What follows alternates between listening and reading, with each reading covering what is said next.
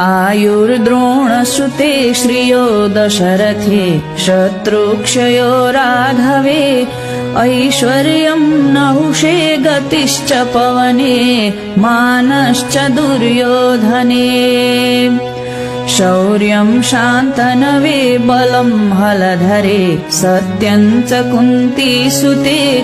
विज्ञानं विदुरे भवन्तु भवतां कीर्तिश्च नारायणे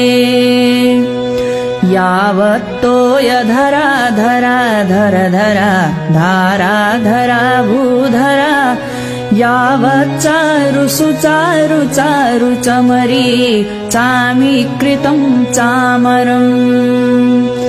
यावद् रावण राम राम रमणं रामायणं श्रूयते तावद् भोग विभोग भोग विभवैस्त्वं दीर्घजीवी भव आयुष्मान् भव पुत्रवान् भव चिरं श्रीमान् यशस्वी भव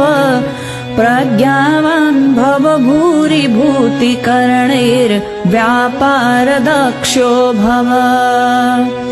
तेजस्वी भव शत्रुदर्पदहनैर्दानैकनिष्ठो भव